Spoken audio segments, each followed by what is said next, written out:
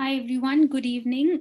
This is Garima here from the iDream Career team, welcoming all of you to another webinar on the Corona pandemic and COVID-19. So, we've been holding a number of webinars in this series. So before anything else, firstly, thank you to everybody who's been there, stuck with us during these times.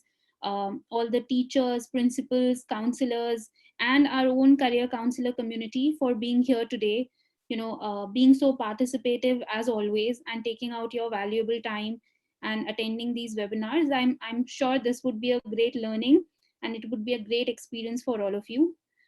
Today we've tried to invite Dr. Vishal Talwar. So thank you, Dr. Vishal. He's been really kind in accepting the invitation. So right before I go ahead and provide the onus to him to conduct the webinar session, just a few things about Dr. Vishal, which some of you may not be knowing. So Vishal is right now the Dean at the School of Management at BML Munjal University. He was also the Assistant Dean for the EMBA and BBA programs, as well as the head of the campus at SP Jain School of Global Management, which is based in Bombay. He has headed the JRE School of Management in Delhi for around 2 years. And he's also been based in UK for a pretty long time. He's worked at Henley Business School, and he's also worked in the Department of Management at the London School of Economics. So today he's been, kind enough perhaps to discuss that how careers will be, now shaping up, how careers will now be defined post the Corona pandemic, and what kind of technological disruptions will actually, take place, and how things are planning to get evolved. So Vishal, firstly, thank you, and over to you, please. Thank you very much. I hope everybody can hear me. I think this medium is something that we've all learned to get used to very, very quickly. I think who would have imagined universities completely in a day or two actually transitioning onto this particular platform. Some have obviously warmed up to it, some are taking some time, but this is an amazing journey which will of course shape the futures of a lot of higher educational institutions going forward. So thank you so much. Before we begin our conversation, thank you very much, Garima, for the kind words. What I'll do is maybe I'll ask you a little bit on how you are feeling currently. Right. So my request to you is if you could possibly log on to this website, menti.com. Whether you do it on your laptop, you might have to open another screen. Whether you do it on your mobile, you might have to open up another window. My request to you is I just want a quick understanding of how are you feeling in the midst of this lockdown. Your choices are excited, optimistic, uncertain, worried.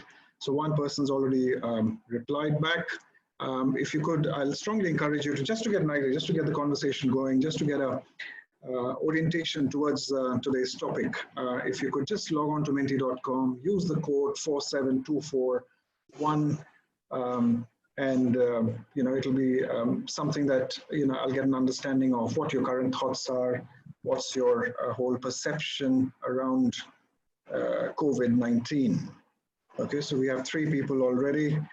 I don't want to sound like one of those TV salespeople. They keep selling these blankets and stuff like that. But yes, we got 10 responses. Thank you. A lot of people are optimistic. That's lovely. I think that's definitely a good thing to hear. Of course, people are uncertain, worried, which is absolutely normal. So we have 17 responses.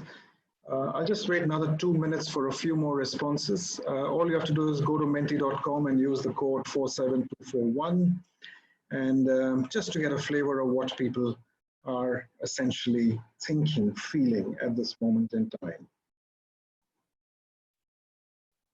Okay, a lot of people are actually optimistic. I think that's wonderful. I think I asked this to a few of my students, and of course it is a very equal proportion of optimistic and uncertain here. All of you are very optimistic. I think that's the way to beat the current scenario. That's the way to beat something that a lot of us, in fact, all of us have never faced in our entire lives, something that will define how we live going forward, will define how future generations will live, how governments will behave, how the economy will be handled. And of course, I'm sure if you're optimistic and positive, a lot can possibly be achieved. Okay, so yeah, you've got somebody who's excited, wonderful. I think that's something that is very, very important. You might want to reflect a little bit on, why is it that you're saying optimistic? Why is it that you're saying uncertain? Why is it that you're saying worried? Yeah, so great. I think maybe I'll try and reach till 50 and then move on to what the main focus of today's seminar actually is. But this is just to get an understanding of how people are thinking. People are obviously optimistic. Some people are uncertain. There could be various reasons why we're uncertain. It could be about the lockdown. It could be about how long will it take. I hear now that certain hotspots will be locked down for a little longer. Well, it requires a lot of harsh, very rigorous measures to be able to control something that affects everybody's life. So thank you so much. I think what I'll do now is, so we have 4% excited, we have 66% optimistic, we have 26% uncertain, and we have 4% who are actually worried. Well, just to get a flavor, get an understanding, great. I think that's a great start to this particular session. Let me move back to what we're supposed to be having a conversation on. It's about something that has captured our imagination almost for the last 1 month. It looked like a distant issue, something that was far away, maybe about a month and a half back, but something that is right there amongst us now. How does it change things, right? So I shall be talking about the economics of this. I shall be talking about how the economics plays into the kind of jobs, the kind of roles, the kind of careers that will be shaping up, and all of you are people who are essentially shaping the careers of many, many people, many, many students in the future and even now.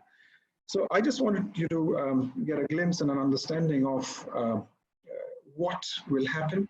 Of course, there'll be an acceleration of a few things, some things that have been coming along for a while now, whether it's automation, whether it's artificial intelligence, whether it's robotics.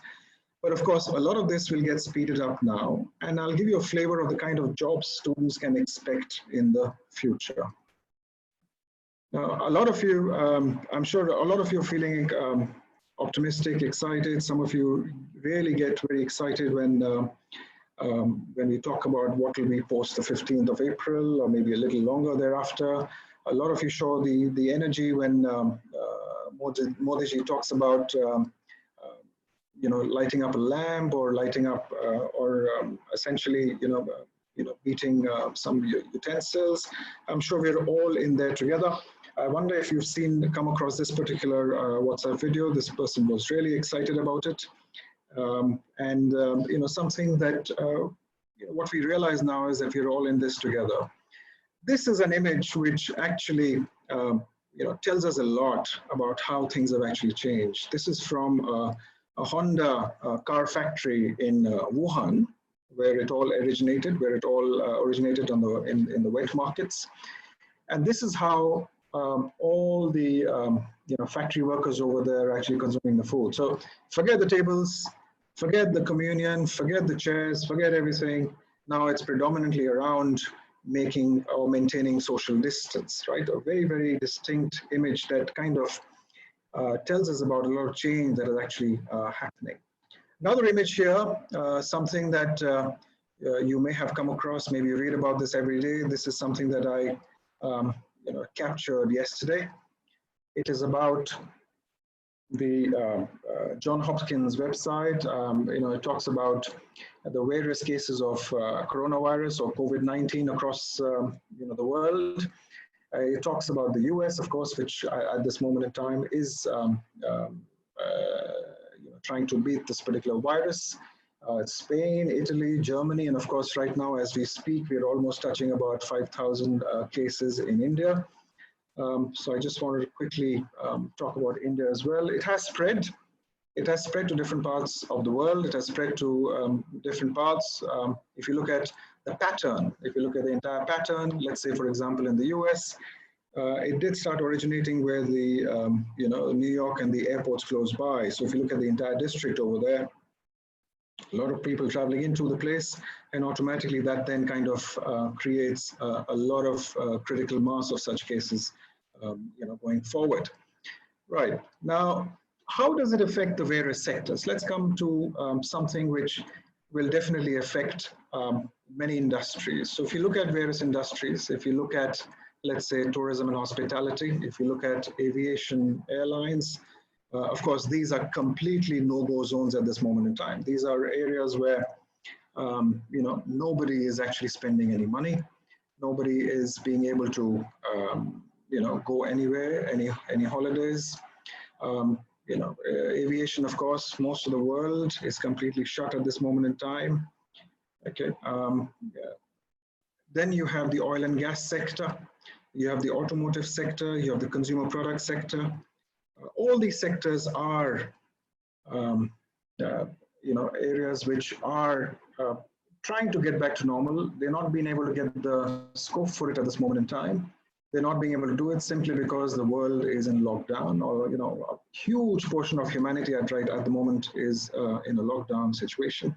If you look at the automotive industry, this is another swipe in a way at the automotive industry. If you look at the automotive industry, because of aggregation, because of this whole concept of things changing from ownership to usership. So this whole idea that nowadays people, because of the aggregator platforms, because of Ola and Uber, or because of any such mechanism, a lot of people are moving away from this whole concept of, should I be owning a car, or do I need to own a car to be able to use that car? So this whole concept of the shared economy, this whole concept of usership instead of ownership is something that has hurt the automotive sector. This was another issue, a big issue that has automatically hurt them as well.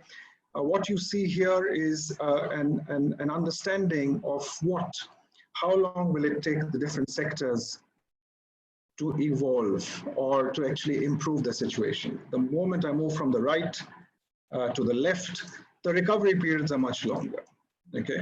Of course, what you have to remember here is that people's psychological confidence in traveling abroad, people's confidence in traveling to other destinations, especially international, will obviously get affected. And these are things that we have to look at when we look at what the recovery periods are going to be, how long it's going to take. Some sectors will not be able to recover fully well, at least till the next 3 quarters, maybe early in 2021, right? Quite a difficult scenario for a lot of people. Everybody's showing a brave face at the moment. Everybody's demonstrating a certain kind of a strength. But what you have to remember is a lot of us are dealing with the uncertain. A lot of us are dealing with the unknown, and we really don't know what decisions we should ideally be making as we go forward. But we definitely know that there is an issue with these particular sectors. Of course, consumer products is supposed to bounce back quicker. But at the same time, remember, with consumer products, because of supply chain issues, because of the fact that we are focusing largely on essential supplies, people are available predominantly to be able to manufacture and produce essential supplies.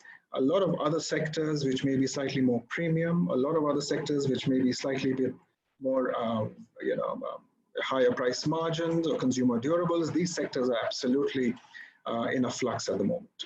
But once the lockdown is supposed to get over, these sectors would ideally bounce back faster because there might be a pent-up demand, something that we'll discuss a little later.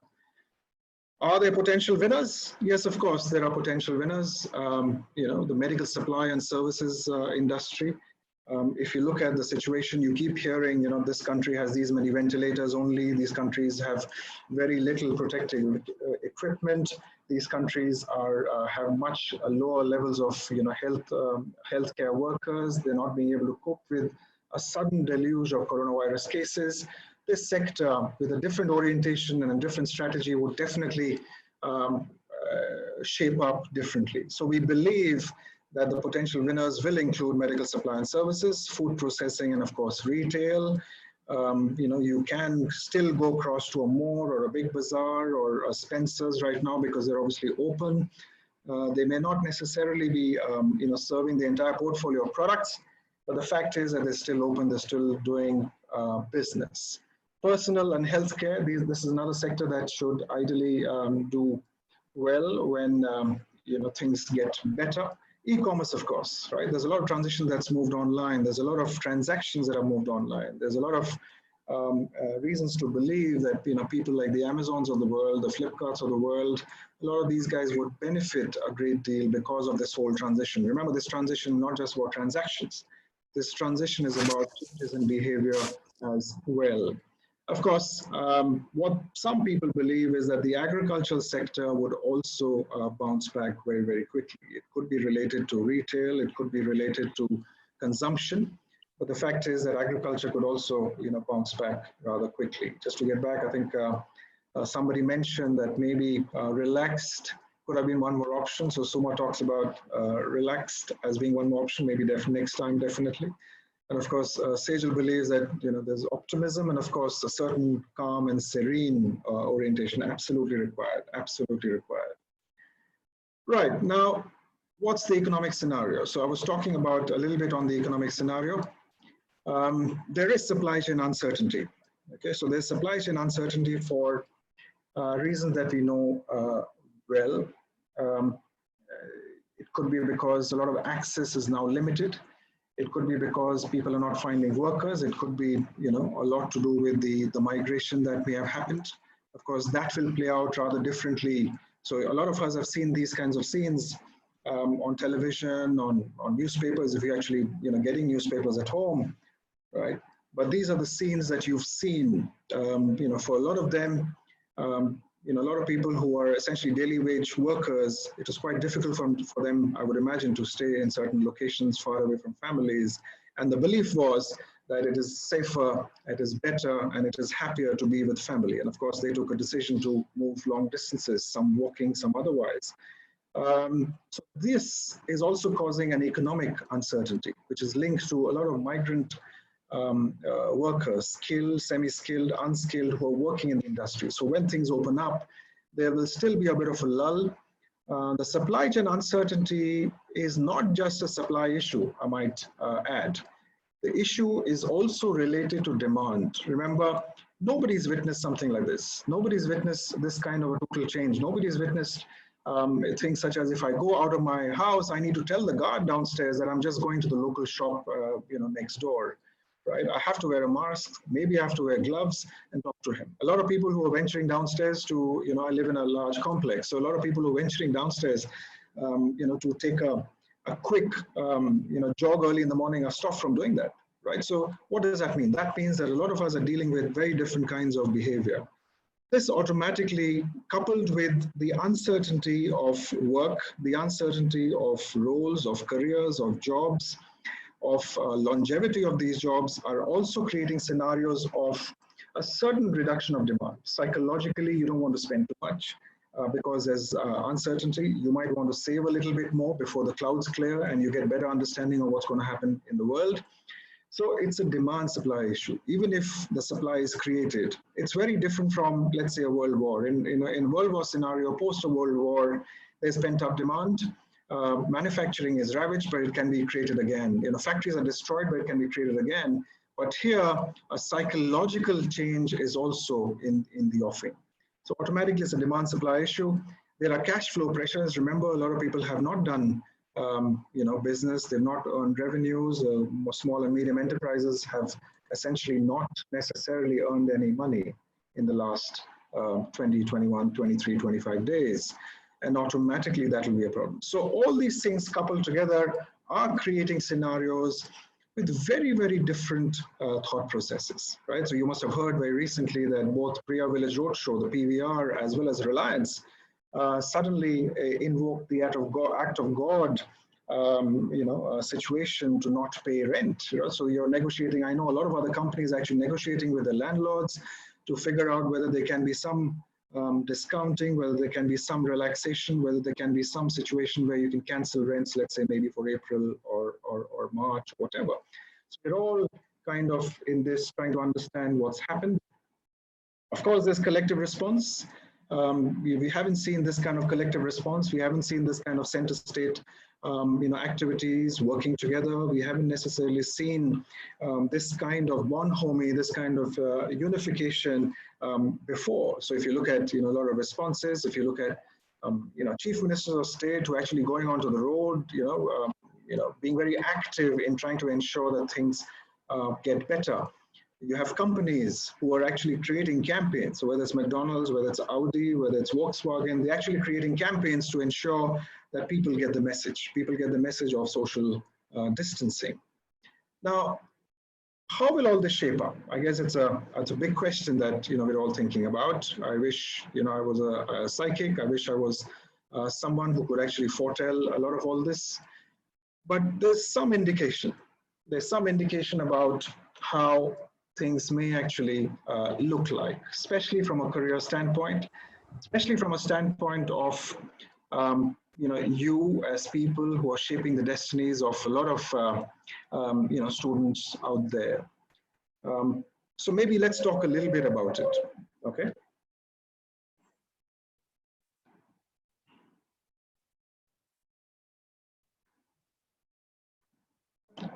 Now, what kind of shape will the economy, in which kind of a shape the economy would kind of recover, right? So I want to talk a little bit about this whole concept of a U-shaped recovery or a V-shaped recovery or a W-shaped recovery.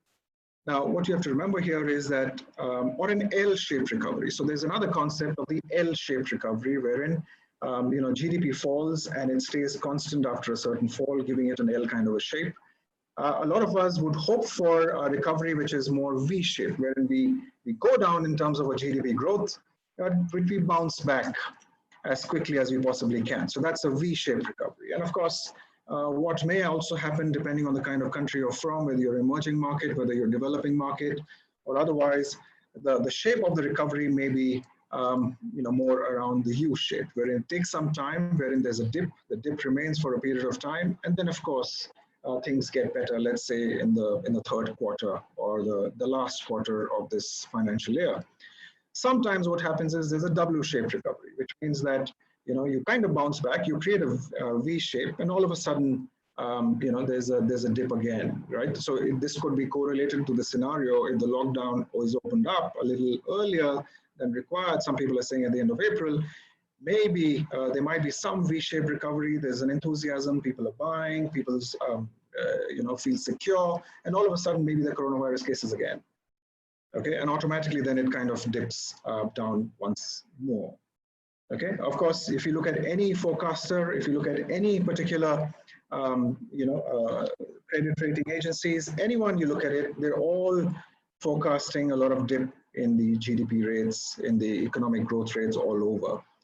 How do we recover, right? What kind of shape it might actually take depends a lot on how the state, the center, how the private enterprise actually behaves. My idea of showing this particular diagram on the right is not about giving you a discourse on how a center-state relationship should be, or what state capitalism is, or what this whole concept of barbarism is, or mutual aid.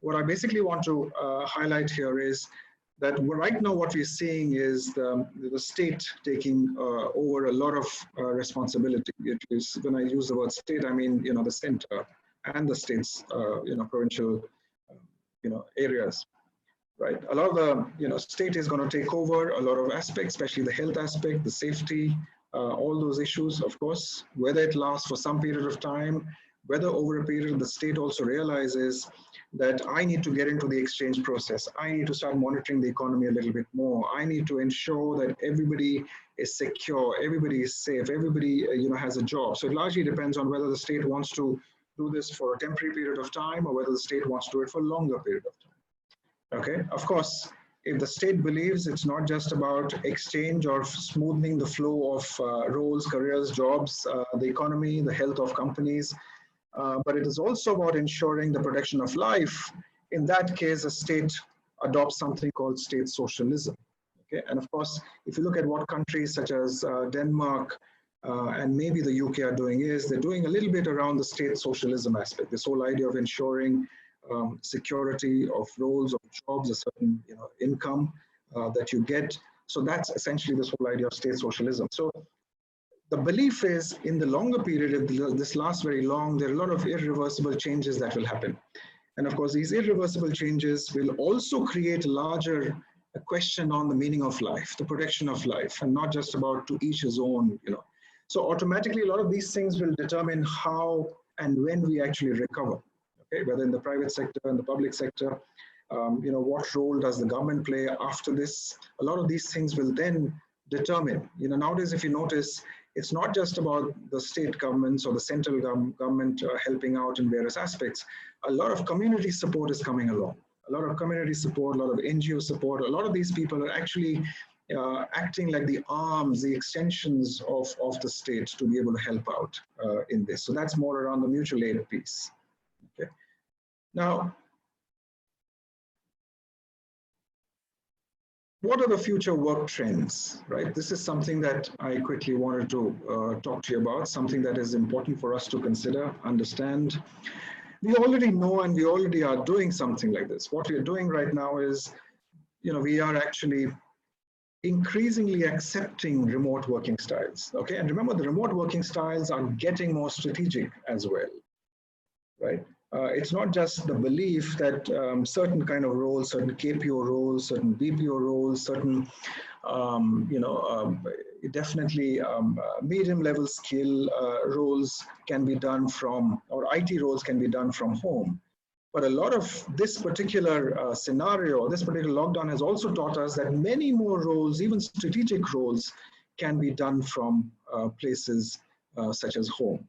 Okay, and this will become a common reality. Why will this become a common reality? Because automatically business sustainability, business profitability, reducing your cash exposure, saving on your cash flow, all these things will become important. And if there's a belief that people are producing or are as productive from home or maybe more productive from home than actually being out there working in offices, does contribute to smaller offices, does contribute to smaller real estate expenditure, rentals, and automatically then this then becomes the kind of norm. Okay. The other thing that you will also see will be a lot of highly skilled work that will happen from home as well. Of course, this particular crisis has also taught us, and all kinds of people are working from home. It's senior management, top management, boards, board members, it's governing councils, it's middle management, everybody is working from home. And automatically what that tells me is that a lot of highly skilled people would also likely work from home, right? Education, financial services, a lot of corporates. This is something that is possibly irreversible. This is something that will be looked at as an economic benefit. This will be looked at as a productive scenario. This will be looked at as comfort as well, right?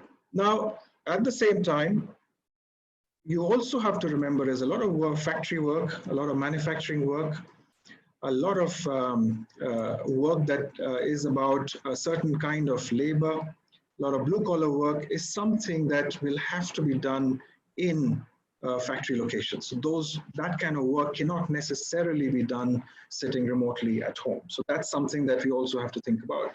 What you also have to remember is that even before this crisis, the gig economy, right, online labor markets, wherein people are doing a lot of projects, whether they're designing software, they're designing programs, they're designing codes, or whatever you would like to call it, or advertising campaigns. A lot of this is already being done for the last few years because of increasing online penetration. Okay, this will only get larger. Whether it gets larger to substantiate your incomes, right? Because it's quite possible that we see a certain trend of lower salaries, lower incomes. We don't know. We really don't know. But the fact is, this will definitely become popular. You will see people, if you look at that image on the right, you will see people, newscasters do that. They wear a nice suit on top and actually shorts at home. So I'm sure a lot of us, I assure you, I'm not doing something like that at the moment. But the fact is that will be the norm.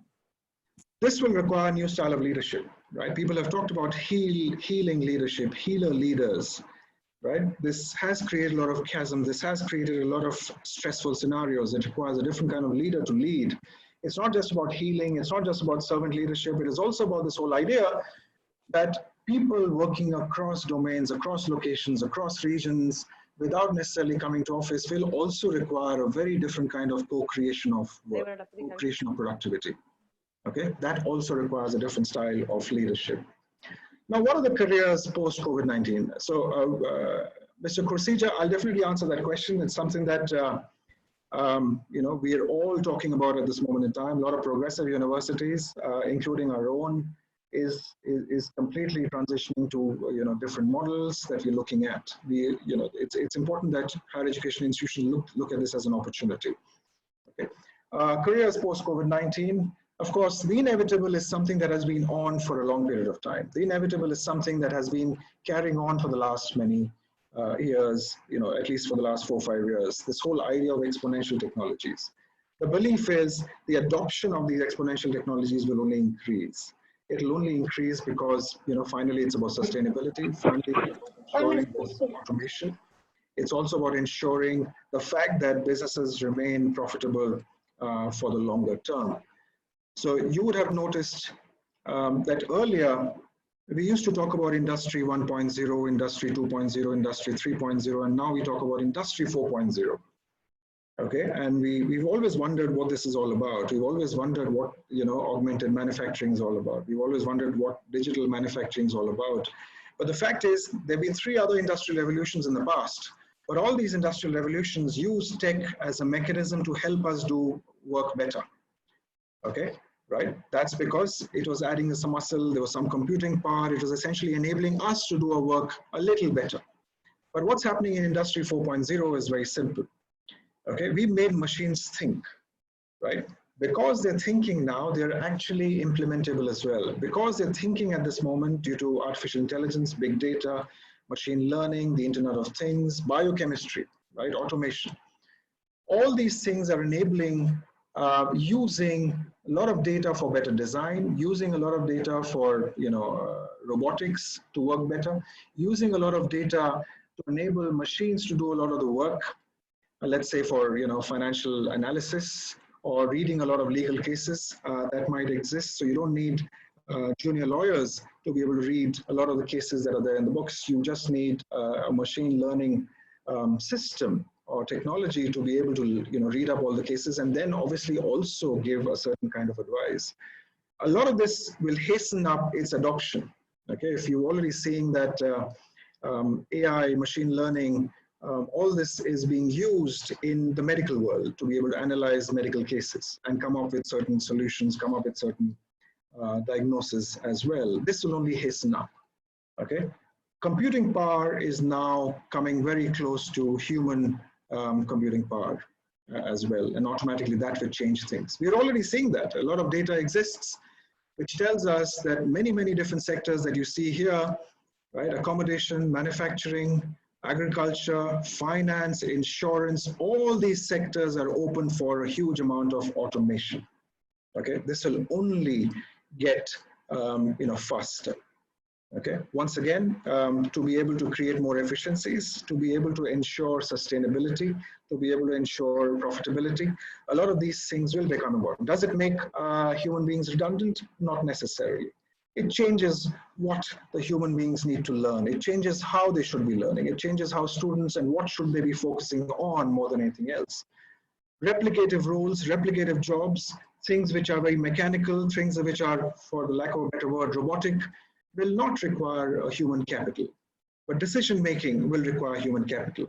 Doing or what to do on that, understanding implications, the optimization of technology into the work world will require human skill. That's what we should be aiming for to be able to train our students. That's what higher education should be. I keep getting reminded of this particular cartoon from many years ago, Richie Rich, right? Wherein it was a fantasy world, wherein everything was done by the machines, right?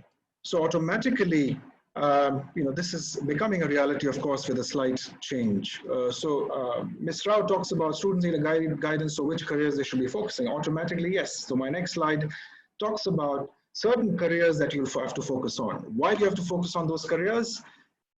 Because of the fact that the exponential technology is being adopted. It's leading to the launch of smart connected products, better innovations. Okay, if you look at Ola, Uber, if you look at Zomato, these are essentially aggregator platforms. These are better business models, right? Who's there to be able to design better business models? Okay, new work arrangements will happen. Okay, there'll be requirement to ensure that there's less pressure on resources, less pressure on the planet. A lot of these things will become very important, and technology will play a major role, right? So it's a bit of a quandary, isn't it? It's a bit of confusion wherein a lot of students essentially may be moving away from tech, maybe moving in from B Tech, maybe moving on to other roles, right? But the fact is that in the longer term, everyone or most students will also be expected to understand data, be able to analyze data, to understand quantitative capability as well going forward. So what are the future job roles? Just to give you an overall idea, the kind of job roles that you could possibly expect, I decided to look at certain sectors. I looked at marketing. I looked at information technology, business process management, looked at the banking and foreign financial services industry, looked at the automotive industry, and of course, something that is right now in focus is the medicine sector as well. Okay, so what are the kind of roles that you might actually prepare students for, right, in marketing, right? This whole idea of sixth sense analyst, right? Can you spot trends even before something is launched in the market? Can you spot needs even before consumers are able to express those needs to you in research? This requires analyzing a lot of information. This requires analyzing a lot of data. It is tech-centric. You would have roles such as neuro A/B testers. What are these kind of people? Neuro A/B testers are people who try to map brain images and understand, when consumers look at certain products on the shelf in a supermarket, what kind of feelings, what kind of emotions do they display? How do I understand a lot of all this? Yes, I have to understand domain knowledge of marketing, but at the same time, I have to be able to understand analysis of information, data, but at the same time, also be comfortable in the tech world, right? You'll be people like the algorithm bias auditor, right? Who are these people?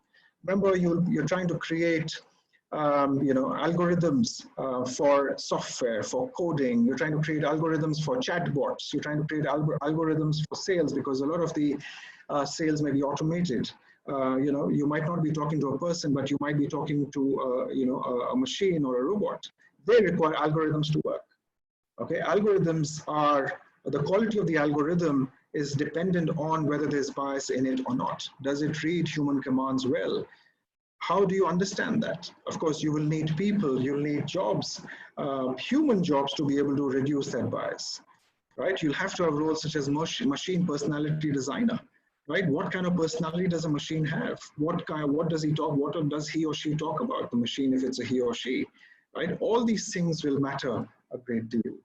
You'll require, let's say in the information technology and the business process management industry, you'll need virtual effects artists. Remember, entertainment is something that may come back to the bank. Netflix has changing the TV watching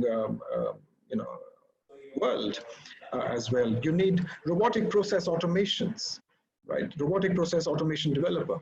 What kind of process a robot actually follows in manufacturing or creating something, or even doing some household work. You need people who can develop that. Okay, you need people who are artificial intelligence scientists, right? You will need people who are, language processing specialists, 3D printing designers, 3D, a lot of the, even organs for that matter, even, medical, human organs for that matter, may get 3D printed, in the beginning, in the future. So those things is something that we as, higher educationists, or working in schools, have to be able to condition our students to tell them that they're entering a very, very different world altogether. Okay, right. So I'll, yes, we could take a few questions. In fact, if you don't mind, we can take questions. One or two questions I can always take now. Right. So. Sure. Vishal, I had a hand risen. So Sure, Bharat, please go ahead, please. Thank you. Bharat, Bharat, if you could unmute yourself, we saw your hand. So I have two participants who've raised their hand. So please ask your questions. Yeah, Hema, please go ahead. Okay. Hey, hi Vishal. Hi. Thank you so much for your good presentation. Thank you. So actually, I'm in the side of technical, where you just mentioned in the future job roles. I'm in semiconductor department. I'm studying my masters in Sweden. So I'm like exploring more on the blockchain technology these days because I'm developing some kind of an application. So Okay. you give me the more thoughts on blockchain architect for the future developments after this COVID-19 is over. Can you give me the little insights or briefs what the happening in the world with this blockchain technology and all? Yeah.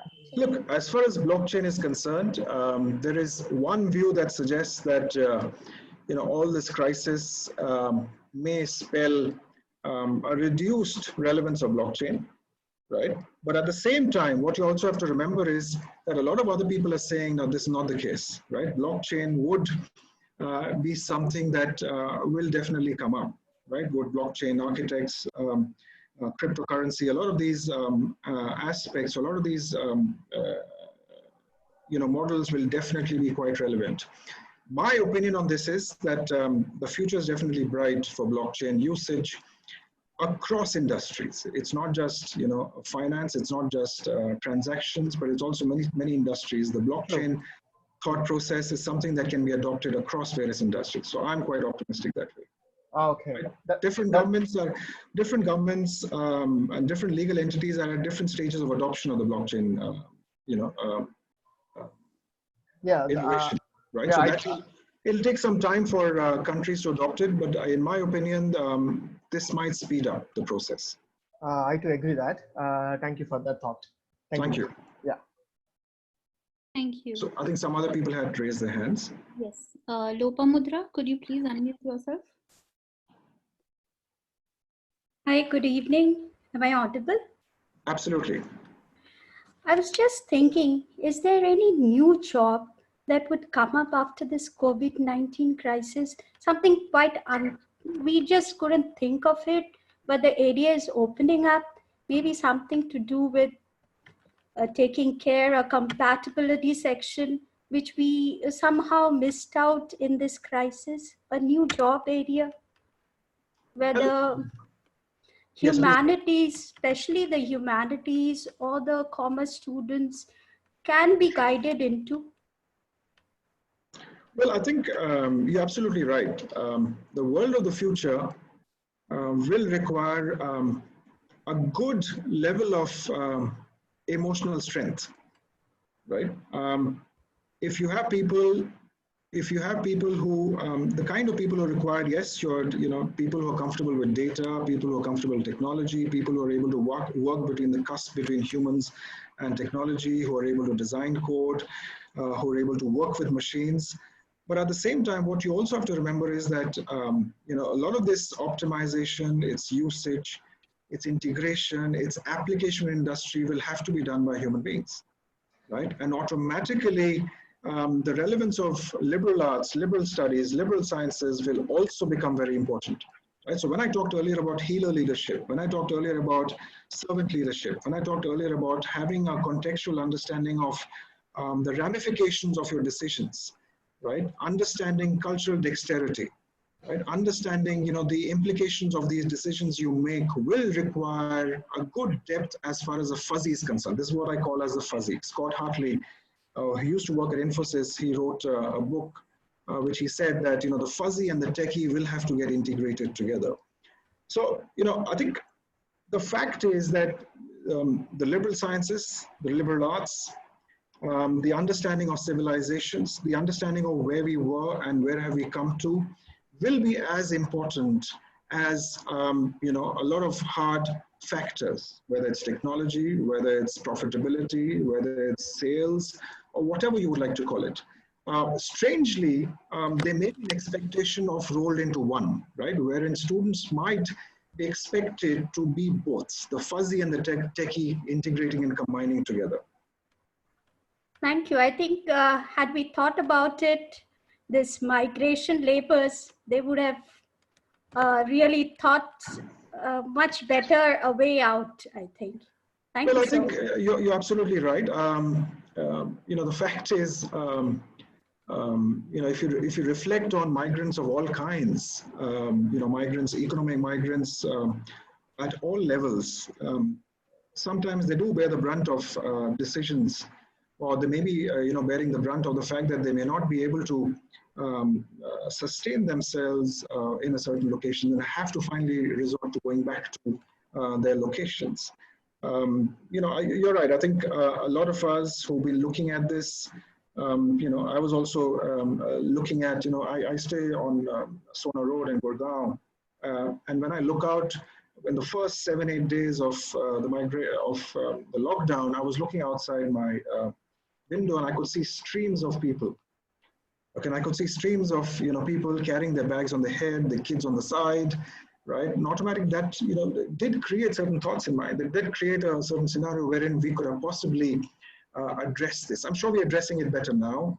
I'm sure we're addressing it in a sense which is more conducive to all, not only from a point of view of spreading of the disease, but also from the point of view of safety and security of a lot of people who contribute to us, but we never ever acknowledge that.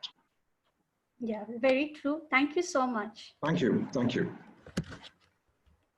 Yeah.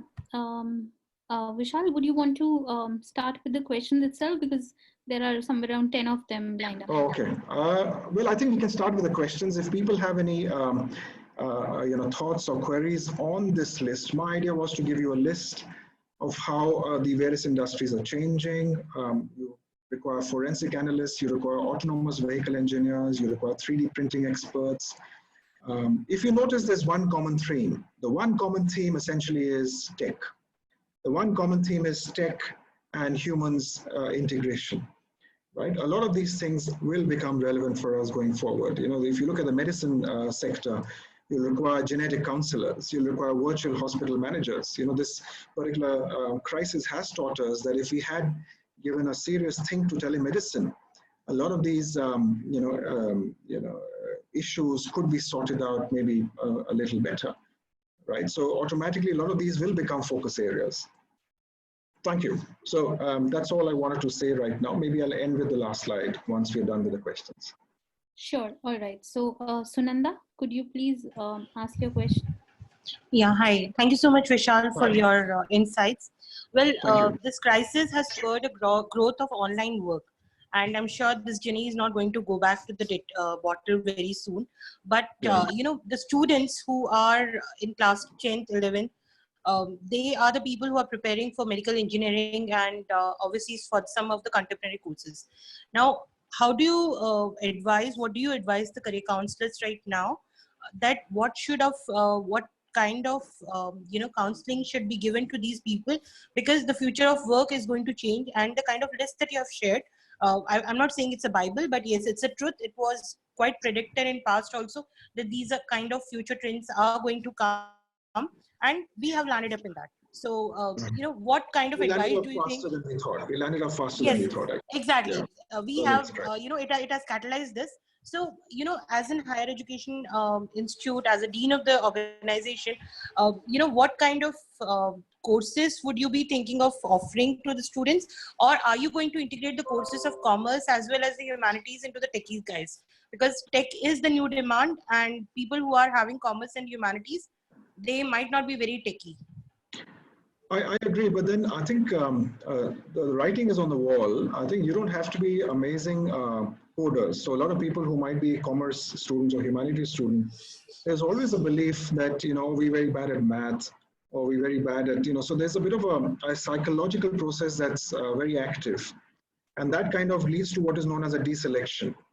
And automatically, I think we'll have to kind of build that confidence. Nobody is expecting you to write codes. Nobody is expecting you to write the kind of software programs in the future, right? Because, in some period of time, even these software programs or codes will get automatically done, right? but how do you utilize them? How do you understand the implications of them? How do you understand, what's good? How do you understand the machine-human interaction?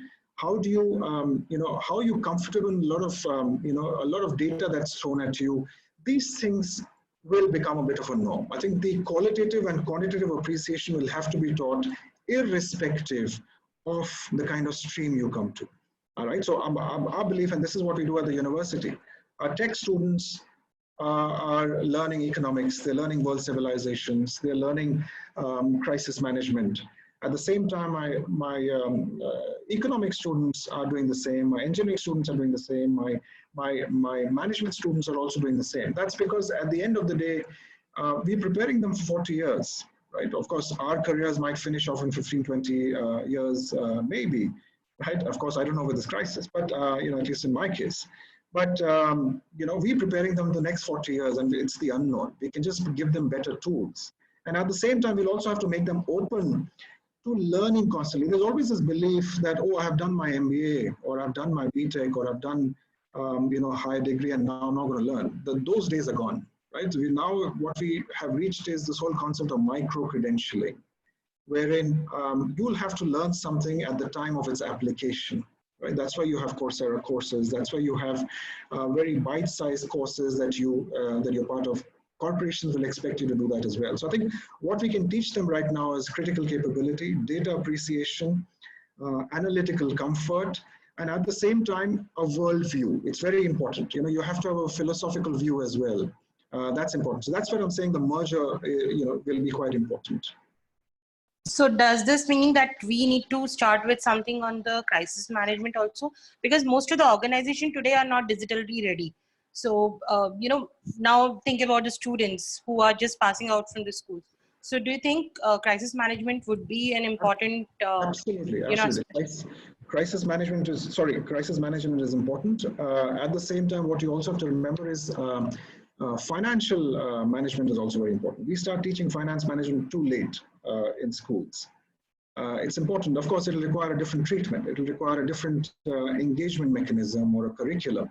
But the fact is that many times, how do you manage financials? How do you manage health? How do you do your financial planning? How do you do your savings? A lot of all this is something that is not necessarily taught at the opportune moment in schools. I think that needs to be integrated as well. How comfortable are you in ambiguity is something that needs to be taught. And of course, crisis management can teach you that. Right? So thank you. Thank you. Yeah, Dhaval, can you please unmute yourself? Yeah, I would like to understand the future prospect of the creativity area like visual communication. Sorry, can we repeat that, please? Yeah, means I would like to understand the future prospects of creativity area like visual communication area. I was speaking yesterday to someone who's, of course, my classmate, but also someone who's directed movies. And of course, he also produces stuff for Netflix. And, he's very recently made a popular movie. And I asked him, what's going to happen to your industry? What's going to happen to the entertainment sector? What's going to happen to visual communications, media? He says, look, history tells us that that's a sector that does well post crises, and at the same time, it's important that this sector will come up in my opinion, whether it is tech-based, so whether it is digitization, whether it is digital creatives, but I think this sector will definitely see an upside. You're already seeing a lot of focus on animation. You're already seeing a lot of focus on creativity, digital-based creativity. You're already seeing a lot of emphasis by students who do vocational courses on 3D, VFX. I think a lot of this will become relevant. Remember, if you marry this to data analysis capability, if you try and extend this to AR, VR, automatically its uses across sectors becomes very important. Health, for that matter, real estate. All these things will finally bode very well for the visual, the creative industry, in my opinion.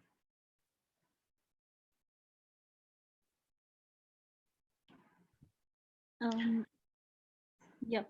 Rashmi, could you please unmute yourself? Good evening, Vishal. Good evening, Rashmi. Thank you so much for your presentation. It was indeed an eye-opener.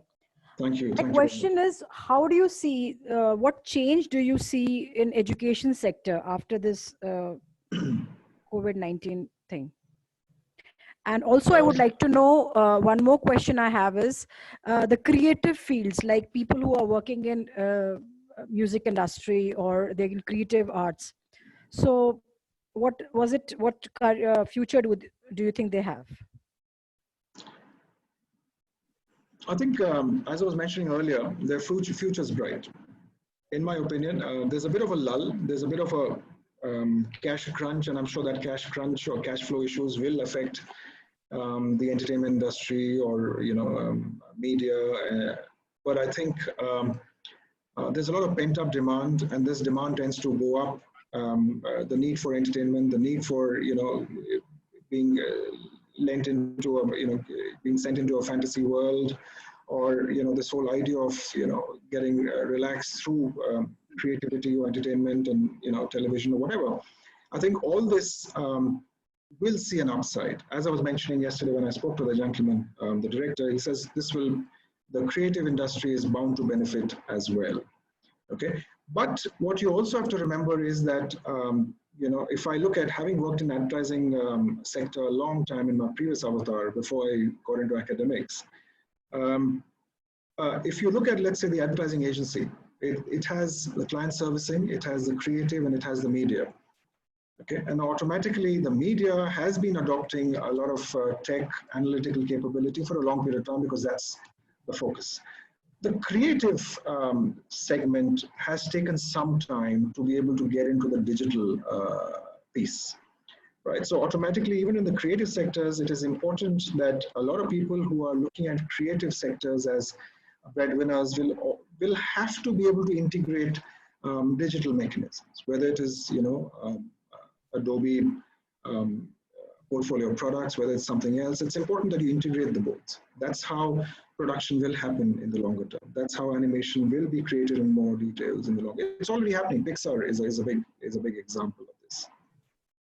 And what about education sector? Because as it is, like schools are shut, what is the future of the schools and the colleges? Yeah, I know. I think I keep asking my wife. My daughter's about 5 years old, and I keep asking, are they not doing online classes? I guess not, at least for right now. I don't know how what they'll do if the lockdown gets extended. But the fact is that the education sector, especially the conventional education sector, whether it's K-12, whether it is higher education, is bound to change. Right? It will have to change because EdTech or education technology will get a fillip.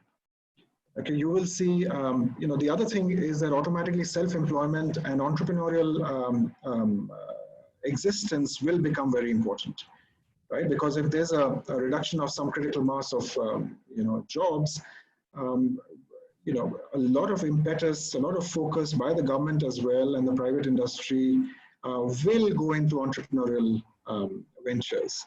So what you have to remember here is that the education technology piece will definitely get a fillip, will definitely be refocusing on how do they penetrate the market further.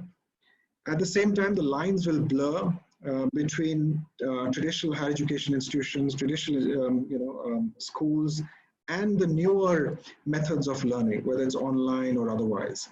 Okay, a lot of this will blur. Having said that, I think it can only happen if the regulatory system also starts looking at this, okay? Because a lot of things may be done right now because the regulations are around that. What can the traditional universities do is obviously regulated by the regulatory frameworks. What schools can do will also be is dictated by the regulatory framework. I believe that these regulatory bodies will have to start looking at what do we do going forward, how much independence do we give, how much flexibility do we give, how do you integrate online learning into mainstream learning. So I see a lot of change, right? And people have to become pioneers in this, whether it's K-12, whether it is higher education. This sector is ripe for disruption, especially led by the online aspect. This whole idea which people laughed at, this whole idea of 250 million schools for 250 million kids might actually become a reality much sooner than we had thought.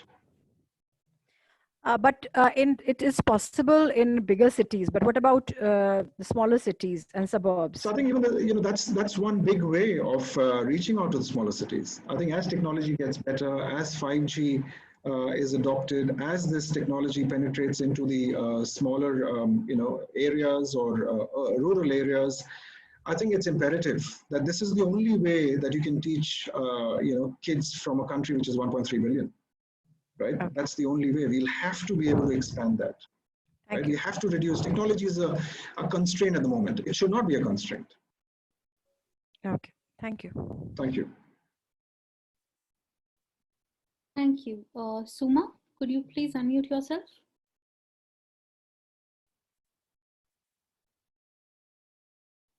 Suma, if you can hear me. Yeah. Thank you, Vishal, for the wonderful insight to what's going to happen in this. My pleasure. But the future job roles in the industry and all those things, what I felt more from am I audible? Yes, absolutely. Yeah. I felt all these things like from the perspective of where we, as a counselor, we meet only up to the 12th graders. Okay. So all these opportunities, what is future jobs, are going to be kind of a master's. So currently in India, what I felt is all these things are not opened yet in the bachelor's degree, not many of them. Okay. One is that what I felt.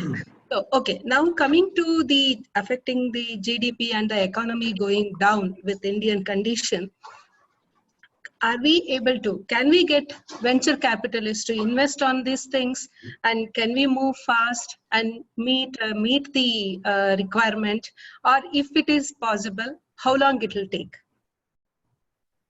Am I clear, my question? Yeah, so is this, the second question, is it about these tech-based technologies? How will they get supported by venture capitalists? Correct, yeah. Okay. Because with the, also because the mutual funds are going down and the banking sectors are merging. And I mean, it's definitely the economy is going to be affected. So with that, how do we see the future in this? I agree. I think, yes, there'll be a temporary lull. To answer your first question, I think there'll be a further atomization of the undergraduate degrees going forward. How soon? Any clarity? Already are seeing it. So if I look at the BTech, I think the BTech is ripe for disruption. If you look at one or two of the newer progressive universities that have come about, they've actually they don't look at STEM, but they look at STEAM.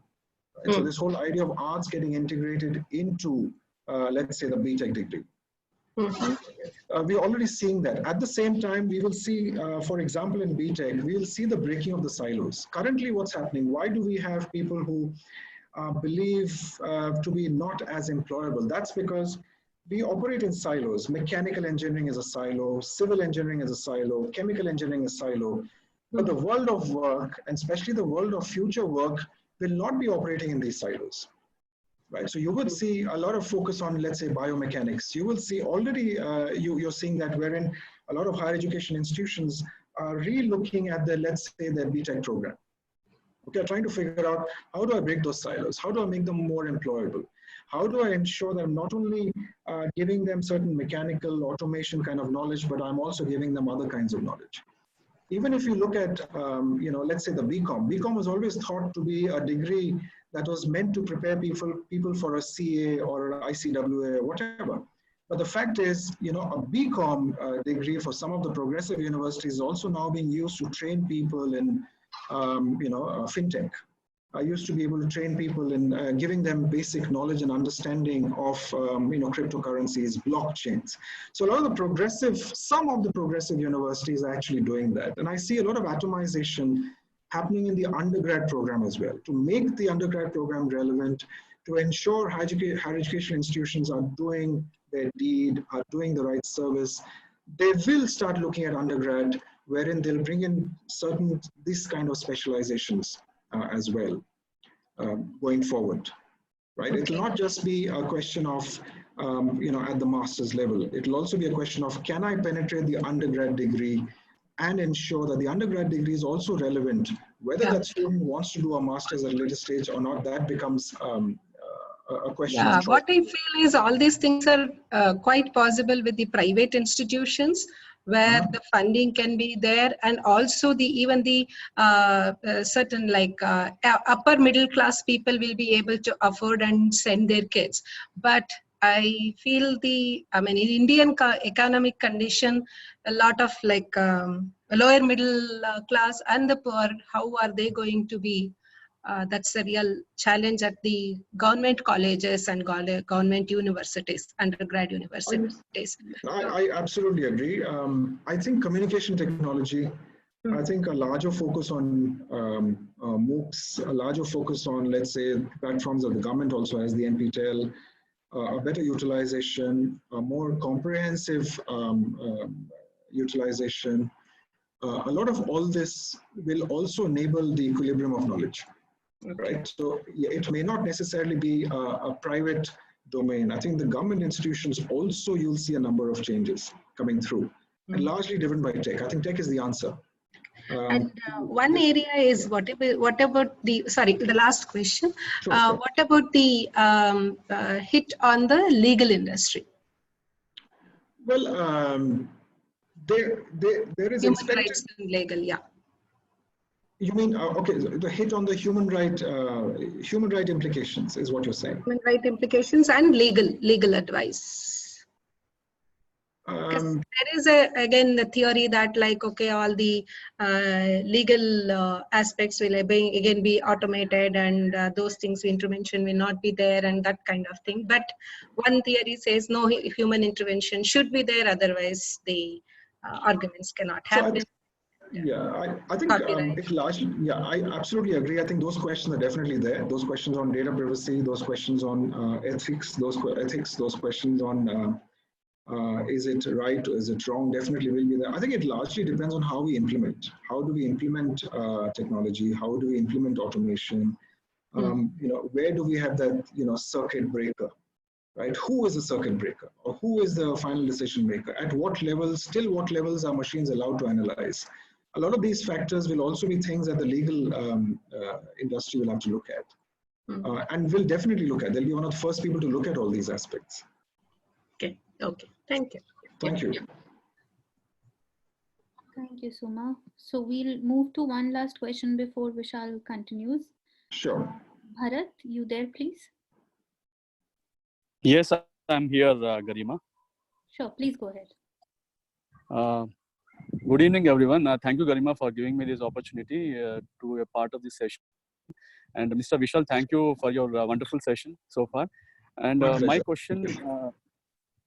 question is about if we look at COVID-19 from a philosophical standpoint, is it an eye opener for all the human race that we should no longer think the Earth as a human-centric world, and does it prompt us to think and focus more of our energy and resources to develop more careers in the field of environmental sciences or spiritual sciences or astrology, because there is a lot of panic going around about corona outbreak. So I feel that the spiritual aspects are the best tools to control the panic in the people, to bring peace, and to stay with the family around. Do you think what is the future careers for and the demand for this kind of people who work on environmental sciences, yoga, and spiritual sciences? So I think fundamentally, I believe that yes, it's an opportunity for us to reflect. It definitely is an opportunity. If you look at what kind of posts people are writing on WhatsApp, I think that's, I know that there's a fake news as well, but at the same time, the kind of reflection that's happening, the kind of poetry, the kind of words that are being spoken, it does tell you that there is some levels of reflection, right? We've always assumed to be the mightiest on the planet, But the fact is that this particular crisis, makes us think otherwise. We are definitely not the mightiest on the planet. So if you look at the journey of the sapiens and Neanderthals and and stuff like that, how do they came about to become important? I think it's predominantly how we utilize our brains more than anything else. So look, the fact is that it depends largely. If you notice the other slide I was showing you, whether we enter a distributed response barbaric world, or we enter a world which is, when I use the term barbaric, what I mean is to each his own, right? Or we get into a mutual world wherein we all start realizing we need to help each other. Okay, and I think fundamentally speaking, it depends largely on whether we can sustain this thought in the longer term. It's quite possible that after the 15th of April or the end of April, we forget, right? And we carry on regardless, things go fine, we get a V-shaped economy curve. But I get the feeling that, it'll increase the relevance of what you just talked about. It increase the relevance of spirituality. Why do I exist, right? What's the greater cause?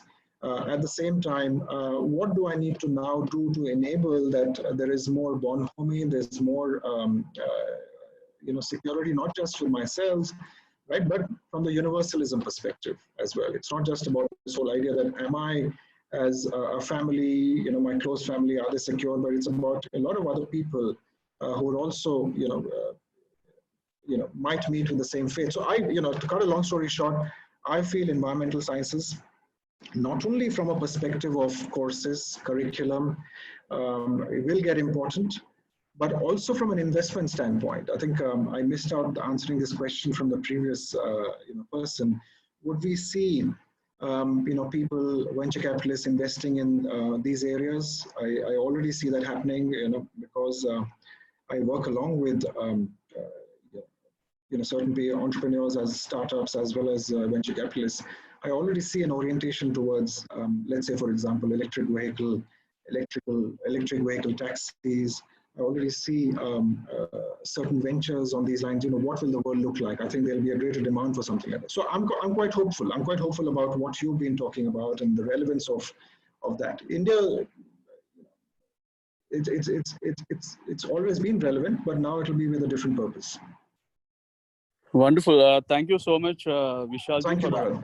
My pleasure. Thank you. And one last thing is that let me take this opportunity to tell you guys that actually I was writing a book on Corona from a philosophical standpoint, and it is in the publication process, and I will share the same with you once it is done. Thank you. Okay. Thank you. If you can share with me as well, that'll be nice. Thank you so much. Thank you. Thank you. Vishal, would you want to continue, and we'll take the rest of the questions later? Sure, not a problem. I think, 1 minute. 1 minute before we there are some questions in the chat box. Sure. Will you be able to answer later on? I mean, not necessarily during this. You can probably send it across also. Garima, will it be possible to download the chat? More than happy. More than happy. Answer them right away. Otherwise, definitely later. More than happy. Please connect with me on LinkedIn as well. I think we can carry this conversation further if you would like. Yeah. Sure, Vishal. Please go ahead. Yeah. So essentially, these are the overall areas that I was speaking about. The common thread, if you notice, is predominantly analysis, data, quantitative capability. But at the same time, it's also about ergonomics. It's also about understanding humans. It's also about understanding domain knowledge. It's also about understanding psyche. It's also about understanding psychology. A lot of this is moving in that particular direction. Now, before I move on, and of course, we've kind of come towards the end of the presentation. What are the implications? As I mentioned earlier, quantitative and data analysis capability are common threads. What you also have to remember is we have to be able to very clearly differentiate who's the master and who's the who's the driver and who's the driven. I think a lot of us fundamentally tend to believe that technology is the driver, right, and the others are the driven. The fact is, it could be the other way around as well. Okay, technology is an enabler. How do we utilize that technology depends on a lot of factors, including my depths, including my philosophical view, including my view of the world, including whether I believe that every human job should be saved, right? So a lot of those things, how do you get that? The fuzzy and the techie, I keep talking about that. Both problem solving and problem identification will be important. We keep talking about problem solving, but many times we don't know what the actual problem is, right? So I think those things will also have to be looked at, in schools. As we've got to start very early. As I was mentioning earlier, financial education should start much earlier. Financial planning should start much earlier. The other person who talks about, I think, all this is someone who's written The Rich Dad Poor Dad as well. Kiyosaki, I think that's what his name is, but he also is a proponent of something like this. The integration of the fuzzy and techie is also taking place. What you have to remember is India and a lot of South Asian countries have a very high proportion of self-employment.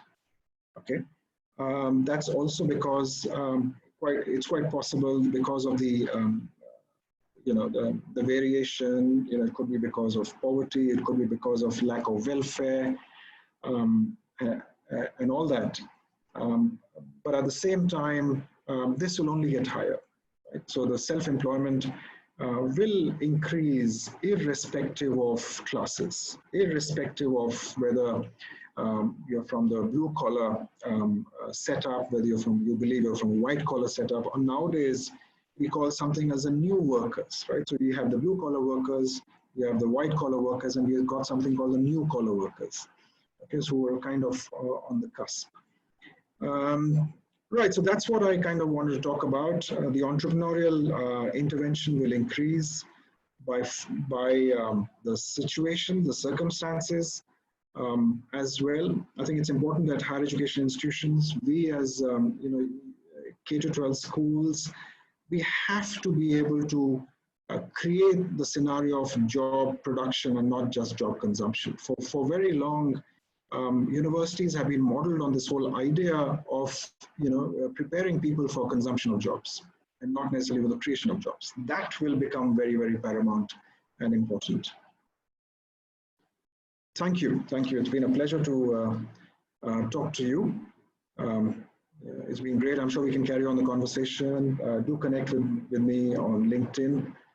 Please feel free, and I'm sure I can answer a few more questions that are here. Sure. Also, if anybody would have a question to ask, maybe they can raise your hand as well. Yeah, I think Ms. Bharadwaj has raised a hand, or Ms. Matthew as well. Yeah. Madhu, please go ahead. Hello, Vishal. Thank you very much for your presentation. My pleasure. Thank you. Question is about vocational careers. People like plumbers, electricians, and all that. There are two thoughts. One is, these people generally tend to come from the lower end of the strata of society, and whether they can adapt to technology, which is going to be the future, and whether infrastructure can scale up at the same rate as technology can. So what happens to the vocational careers? And we say, the future is, even the national education policy was talking about skill-based careers and such. So what would be the future of vocational careers and skill-based careers, is my thought. So I think in my view, this whole definition of vocational might need to expand. I think if what you're noticing now is the kind of people who are on the front line at the moment. The health workers, a lot of essential suppliers, a lot of all these people are in the front line. And automatically we do realize that it's a different kind of superhero context. Having said that, we also have to be able to implement the vocational degrees better, vocational qualification, whether they're, because you nowadays have a BVoc as well, Bachelor's of Vocational Studies. But we have to be able to implement it better. That's what I've kind of felt. When you talk to people, when you look at the skill-based universities, their models of operation, for example, how the apprenticeship is done, or how people are trained in that kind of context. I think maybe we'll have to focus more. Maybe maybe we'll have to do a more a better job or a better training of these kind of people. So I think in my opinion, a lot more people, if you notice, people have already moved up in terms of social mobility the last 10-15 years. A lot more focus has to go into the vocational. A lot more importance will be led, but the expansion, the definition should be expanded more. Who qualifies as vocational people? I think there's still a drive, in my opinion. I think there's still a drive to do very regular, degrees. Let's say the BCom or BTech. They would, there's always a tendency to prefer that. I think there's an underlying preference for it. The perceived value tends to be higher. I think it's up to us to ensure that the BVOC kind of degrees are also attractive. I think it can only come from a better mobilization, better implementation, richer learning delivery. Okay, thank you very much. Thank you. Preetha ma'am has also raised her hand. Ma'am, please. Yeah, thanks, John. Thank you so much. Good evening, Dr. Vishal. Good evening. Thanks for expanding our horizon, thought process. So my question is slightly different. So I was going through the BML University website before logging into the webinar. So there I saw a very futuristic course, MBA in Artificial Intelligence and Data Engineering. Yes. I feel that it goes well with the topic that we are discussing now. But my question is, what is the eligibility criteria as a dean of the management school? What is the eligibility criteria that you are categorically looking for a management graduate in AI and data engineering? And how exactly is the curriculum molded out? Is it very specifically tech-oriented curriculum?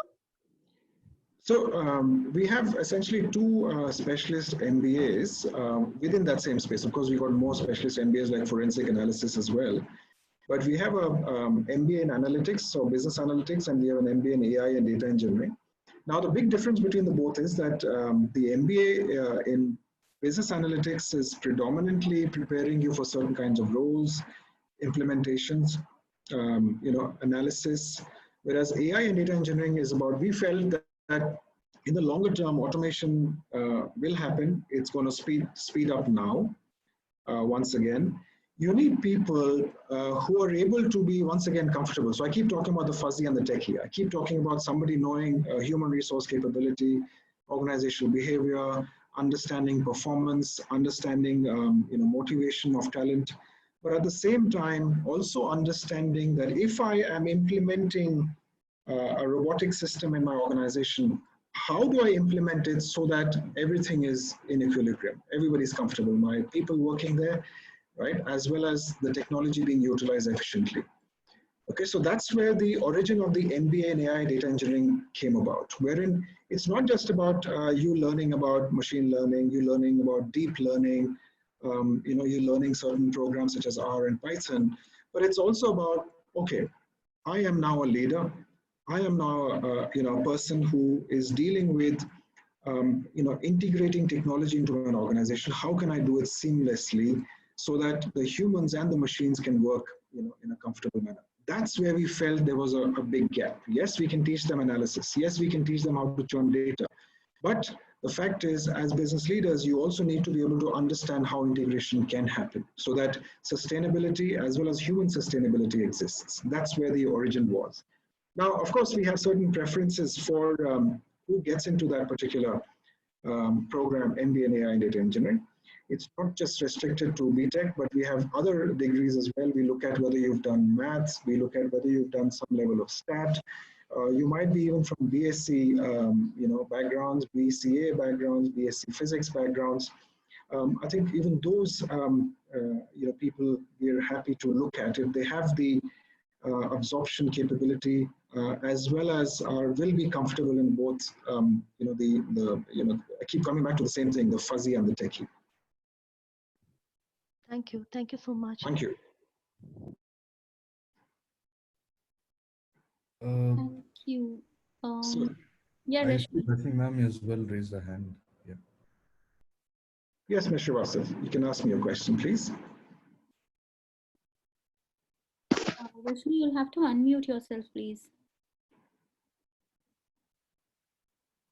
Hello, can you hear me now? Yes, Hello? I can. I Yeah. can. Thank you.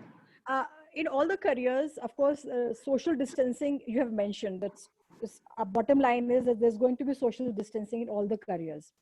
But there are a lot of careers in which human intervention, human touch is required, right? For all the careers that are related to humanities or the conventional careers. So what future do you see in those, what is the future of those careers? So you're talking about where the online medium or the distance medium may not work? Yeah, because mostly online medium, of course, means ultimately means social distancing. But Yes. Careers like counselors, careers like teachers, or NGOs, they all are dealing with human beings, right? We cannot just rule out those aspects. They have to deal with human beings. So what about those careers?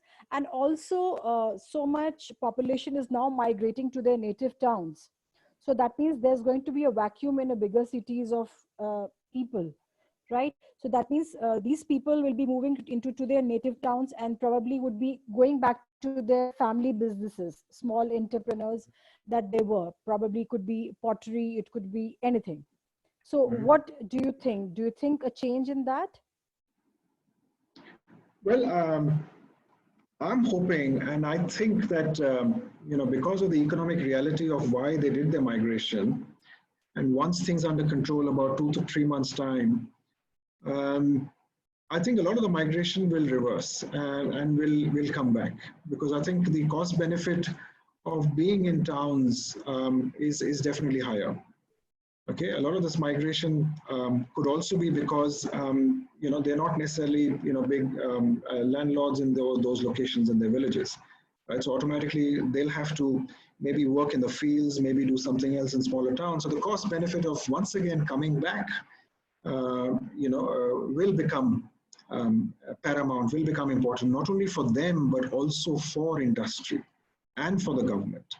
Of course, I think they deserve better conditions. I think they need to be taken care better. And I think this particular crisis will motivate policymakers, to go in that direction. So I feel that, this migration, okay, they may not come back in a month, right? But definitely in about 3-4 months, they just might come back. Social distancing will lead to a different operation of life, how you operate life, how do you work, how you deal with other people, what kind of precautions you take. So that will become a norm. I think that, will not necessarily go away. Okay, will it become reversible? Will we go back to how we did things? It largely depends on how we, take this whole thing. Do we look at it from a spiritual perspective? Do we look at it from just a temporary perspective? Remember, even if a vaccine comes about, right? Even if a vaccine actually comes about in about 1.5 years, that's the projection. Some people say 6 months, 8 months, but the belief is it'll take 1.5 years. So remember, I think the world population currently is what, 8-9 billion. It'll take a long time for immunization to take place. They'll prioritize human immunization. Once again, the people we thought, but not necessarily the cream of society or the superheroes, will be prioritized. It'll be the medical staff, it'll be the frontline workers who will get vaccinated. Okay, and of course, for the lack of a better word, the lesser mortals like us right now, will be prioritized at a later stage. So I think our way of life will obviously change. But don't you think, Vishal, probably what all they have gone through, they would better like to stay in a smaller cities than to move back, because there's a lot of insecurity? I think the larger government plan in countries like China and India is urbanization, is rapid urbanization. If I look at it from a geo-economic perspective,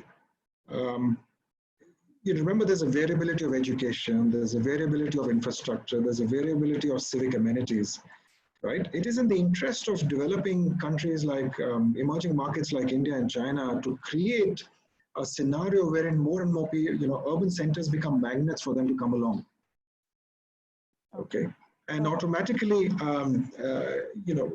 if they go back to the cities, will they get the basic amenities? Will they get the healthcare infrastructure?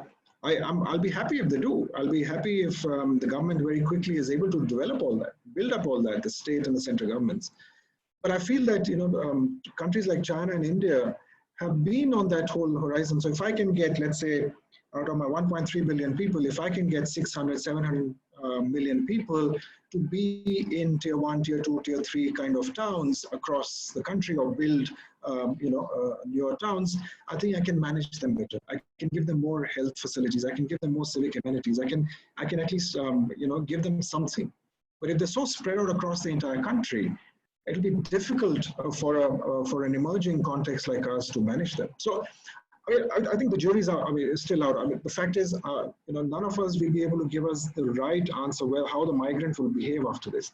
But I get the feeling that a good proportion will still come back. Okay. And of course, you talked about the teachers, and the counselors. I think a lot of that will move into the technology mode. Right, a lot of the teaching piece will move. If you notice now, my daughter's school, they have kids at a slightly higher class level, maybe class 2, 3, 4 onwards, are actually doing online classes every day. So I think a lot of this, wherein we believe that this was being on the sage on the stage, wherein face-to-face open communication, it led to a better learning. Maybe it does, but because of circumstances, that might need to change. Right? Of course, social care workers, if we as a country move into a scenario wherein not just the private enterprise, but also government enterprise starts taking care of, the disadvantaged or the senior citizens, automatically those sectors you may not be able to kind of change. Mm-hmm. Okay. Okay. Thank you. Thank you. All right, so we'll just take our last 2 questions, please, for Balaji and Shraddha, and anybody else who would have a question can save it for, putting it on chat or putting it on email, or, reaching out to Vishal on LinkedIn personally. Sure, I'm more than happy, please. We're already exceeding time. So Balaji, over to you, please. Thank you, Garima, and thank you, Vishal. I personally feel this has probably been the most productive hour in the last 14 days for me. So thank you so much. That's very kind of you. That's very kind of you. So I have a very probably a question that has probably not been asked. If it has been asked, please forgive me.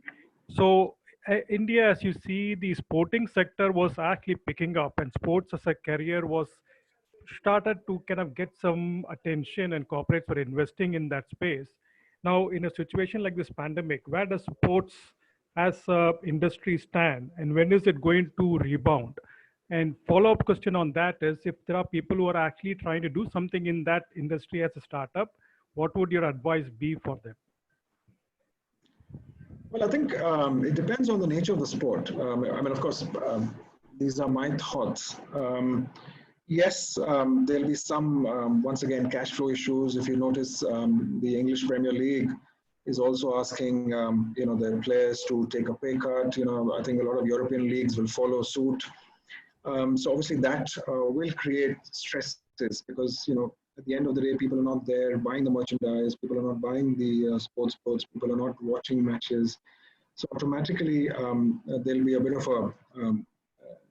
a lull, a problem.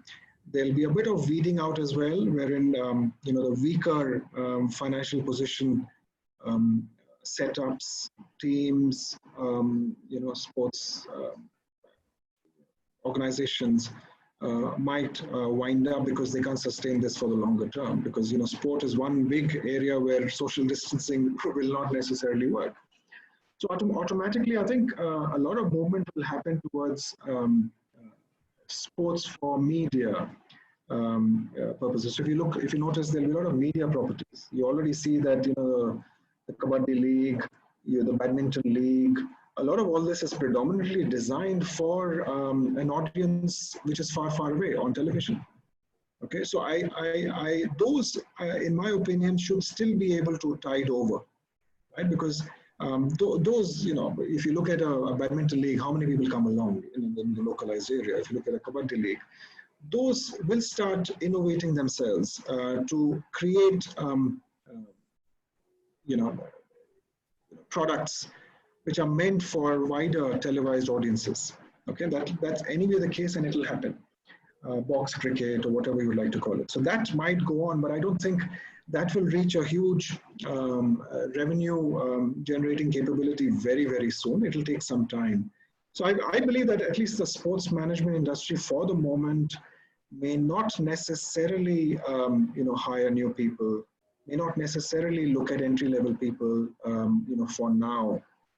Right. So, I think it's only a matter of, I think that also, since you asked a very good question, I think it'll take at least a year to recover. Right, right.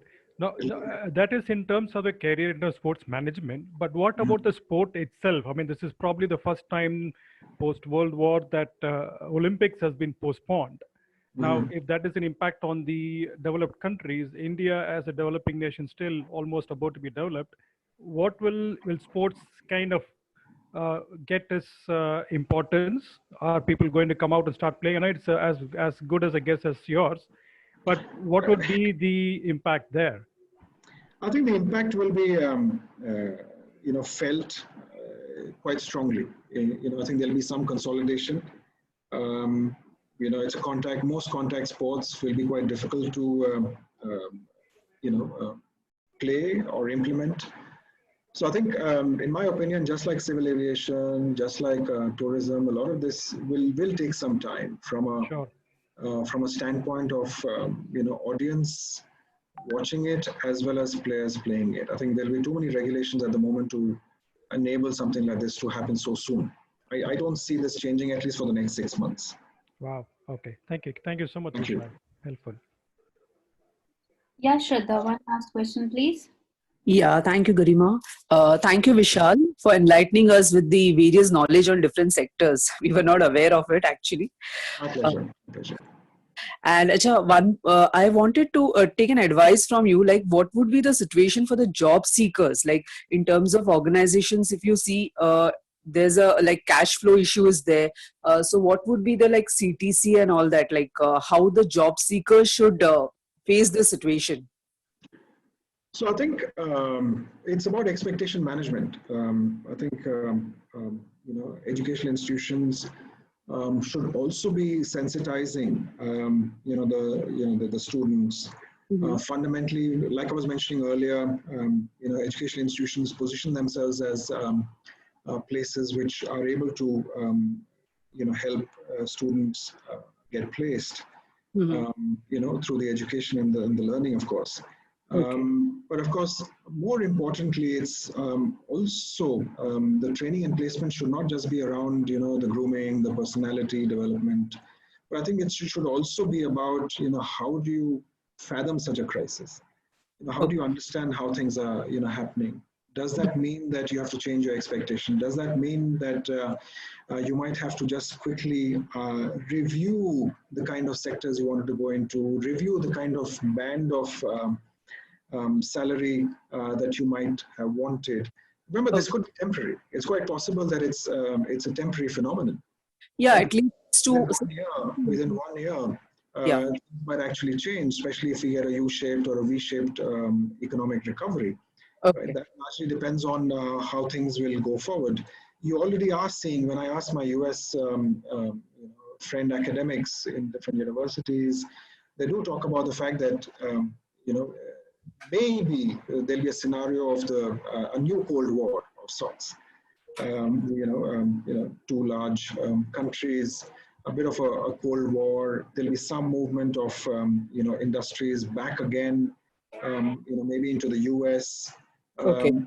Maximum into Mexico. Pharma may definitely move out. Let's say from that's what the indication is. Pharma may move out of China. So automatically those will create certain scenarios. So I think it's about, apart from training and placement, apart from ensuring that they're do well, domain knowledge wise as well as interview wise, communication wise. It's also about expectation management. Fundamentally, nobody's seen such a scenario. So I think expectations also have to kind of change. The learning piece, or the fact that you're getting into a good organization, which might enable you to learn better, and within a year or two, you might be able to get back to higher salaries which you may have dreamt about. I think that should be paramount. rather than the package that you exit with. Okay, thank you. Thank you for this. Thank you very much. Thank you, Garima. All right. So, yeah, I guess Vishal, perhaps that would bring us at the end of the session before John I takes. also, I also see a lot of questions. So, if you could just, let me know how to address the other question which I may not have covered. Sure. So right after, another 10-15 minutes where John takes up the portal, maybe I'll collate anything which is still left unanswered and send you an email. Yes, please do that. I find, one question which is quite interesting is Ms. Mukta Joshi. She says, as you suggest, agriculture is from potential winner, but if I see mostly UG courses, I agree. I think our priorities will have to change, Ms. Joshi. A lot of rural effort, rural consumption in the last, even before this crisis, had actually come down for the first time in many, many years. Okay, and automatically this does have an effect. What is important to us, what kind of courses will have emphasis, a lot of this will be required to be reviewed. You're absolutely right. Only if you do that, we'll have, people getting into agricultural management or education, agri-tech in droves. Thank you. So I think, please feel free. Do ask me more questions. Please connect with me on LinkedIn. It's been an absolute pleasure. I think intellectually, I've been very enriched today, all because of all of you here who stayed much longer than the time. I think I'm feeling refreshed after this conversation. So thank you so much. I look forward to more such engagements and conversations. Thank you, Garima, for the opportunity. Thanks, Vishal. Thanks. I think it was a great webinar. It was absolutely fantastic, and the insights were absolutely amazing. My pleasure. My pleasure. Thank you. Till we meet again. Thank you. Bye-bye. Thank you. Stay safe. Thank you. Thank you. John, would you be there, please?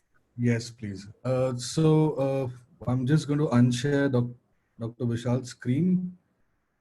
And I'm going to... John, can I log out? Is that okay? Yes, please. Yes, please. Yeah. Thank you very much. Thank you. Take care now. Bye-bye. Thank you, sir.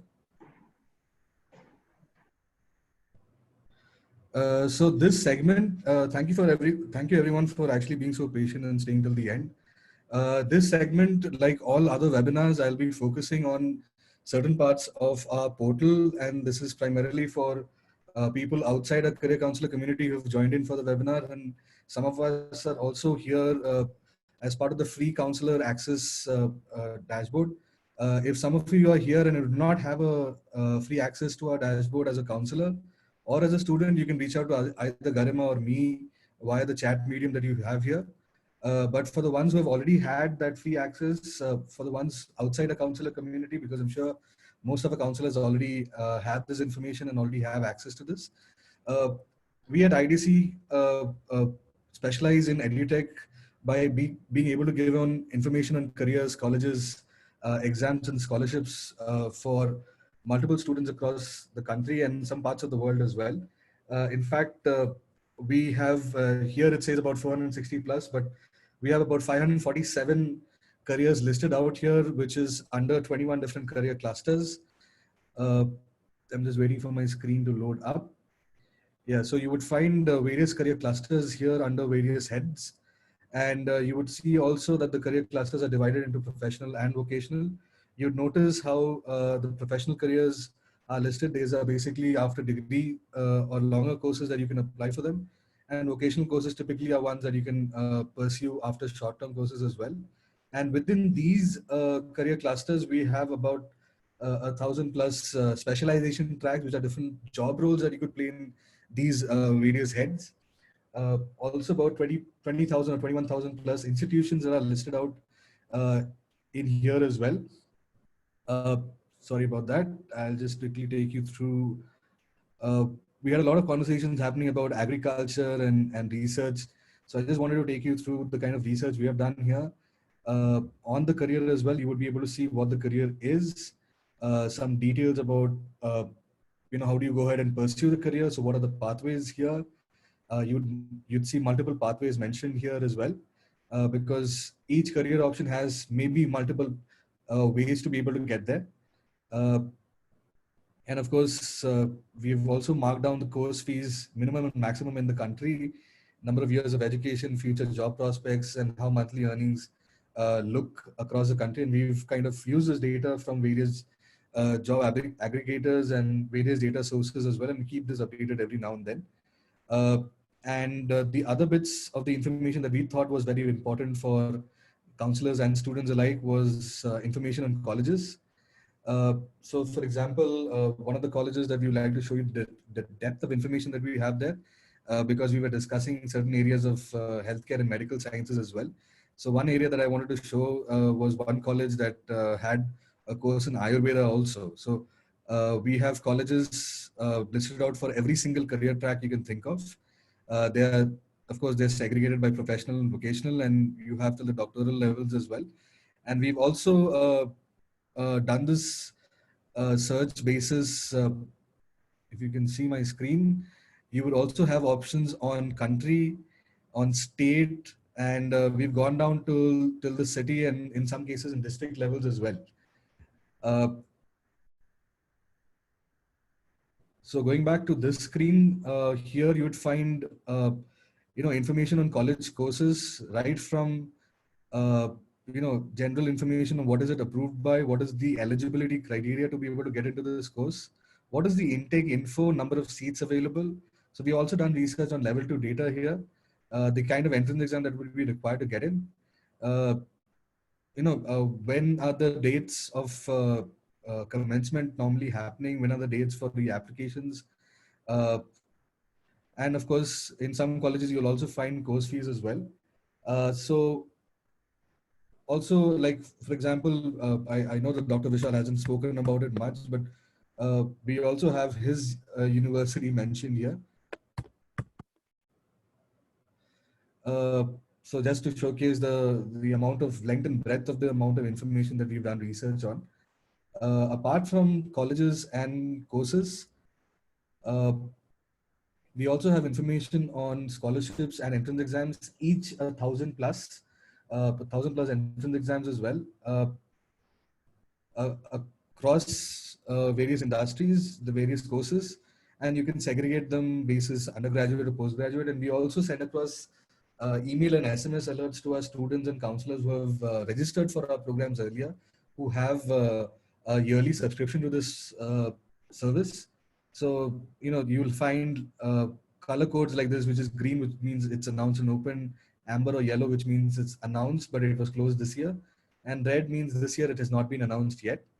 Parallelly, you'll also find information on scholarships as well. In fact, students from all types of schools and all kinds of backgrounds kind of apply for scholarships through here, not only from our government schools.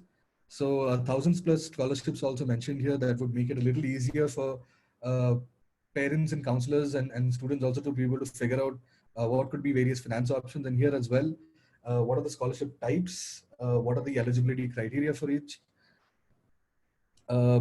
what is the application fees, if any, and what is the app selection procedure, when are the dates. We've gone in depth into those kinds of information as well. So if any of you who don't have access to this as a student, as a counselor, as a teacher, or anyone who's an educator in this space, you may reach out to me or Garima for more details, and we'd be happy to be able to give you access and more, of course, more information on the kind of programs we do as a career counseling institution as well. We train counselors across the country also. So you could reach out to either me or Garima for the same. So having said that, thank you very much for being a part of this session. We will have the next session pretty soon. I see a couple of chat queries coming up. Okay, none of them are for me. But I'm just going to quickly show you what was the next plan for the next webinars as well. We will send you the link as well for that. Just give me a second.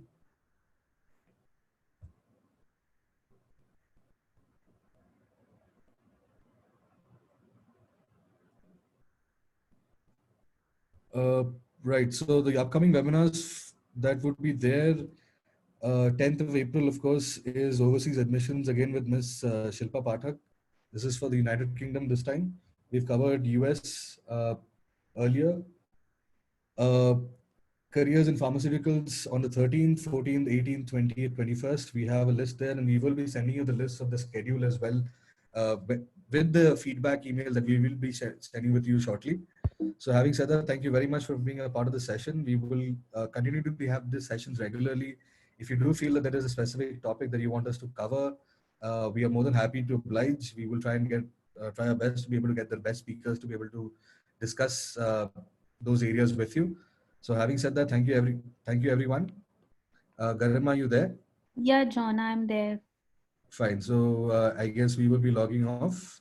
Yes, please. Thank you, everyone, and have a great evening. Bye. Bye, everyone. Thanks, Garima.